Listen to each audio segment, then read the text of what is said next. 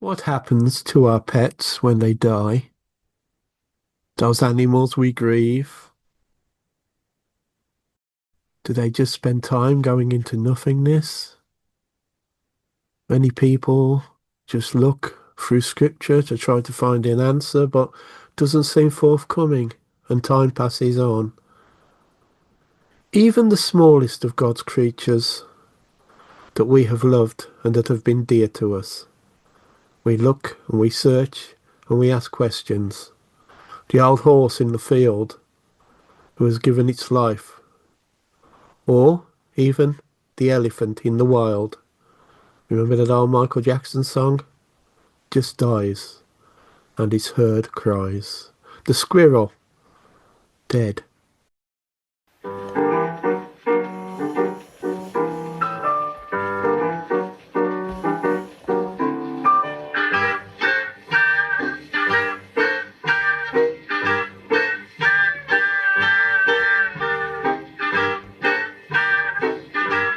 And welcome to a very special recording of Late Night Grace. Through the years, I've had many people, and I mean many, ask me regarding their pets and animals and what happens to them when they die.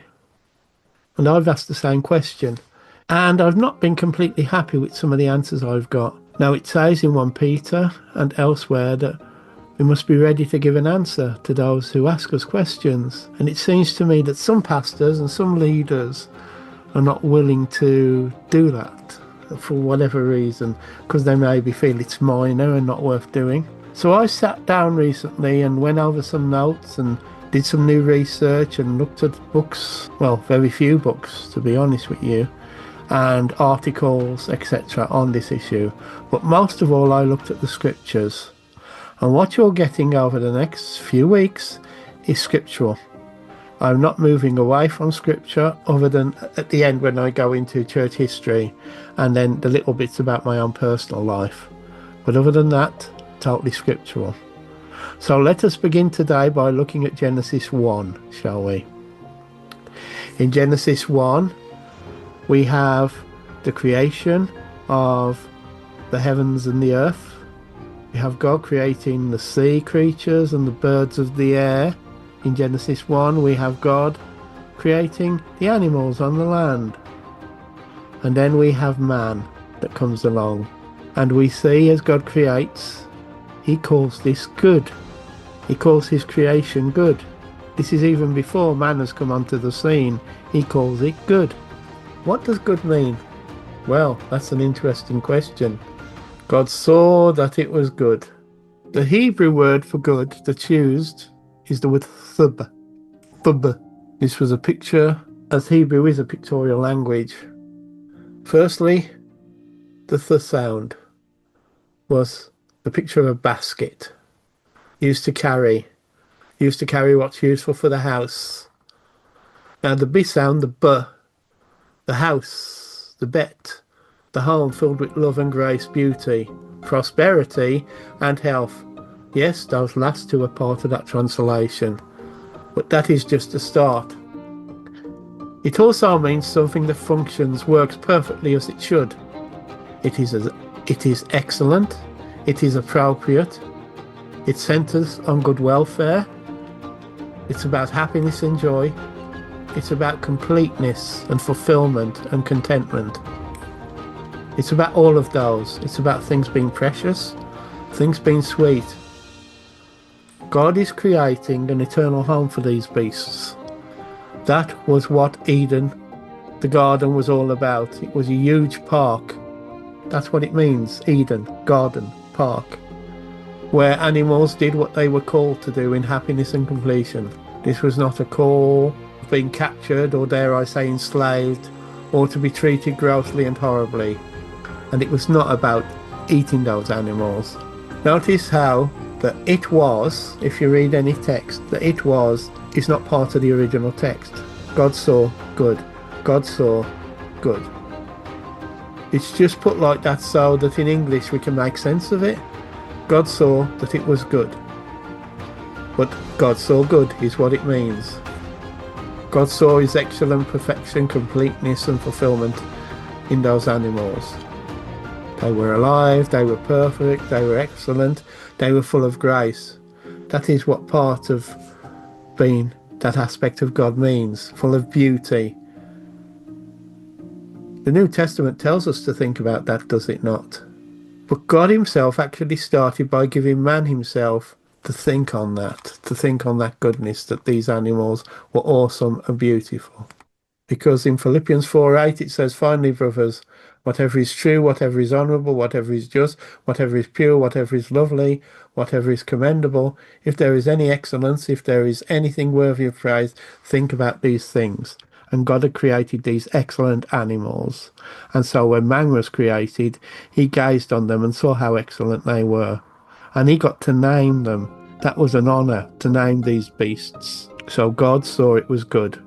There's an Anglo-Saxon word which is of good, of goody, O-F-G-O-O-D-E, and it means of God. And Hebrew's not far of this. These animals were created by God. They were of him. He created them. They were his own creation. They weren't personal as man were, but they were still special. Let's look at Genesis briefly before I go, so we get the completeness of it. In Genesis 1, there's two sections. In Genesis 1:20, it says, and this is the English Standard Version, let the waters bring forth swarms of living creatures, and let birds fly above the earth across the expanse of heavens. And then, as we get further down, Genesis 1:24-25, and God said, let the earth bring forth the living creature after his kind, cattle and creeping thing, the beasts of the earth after his kind. And it was so. And God made the beasts of the earth after his kind, the cattle after their kind, and everything that creeps upon the earth after his kind. And God saw that it was good. That's Genesis 1:24-25, and that's the King James Version. So there was a variety of sea animals and birds, there was a variety of land animals. And God created them, and he saw that they were good. They were good.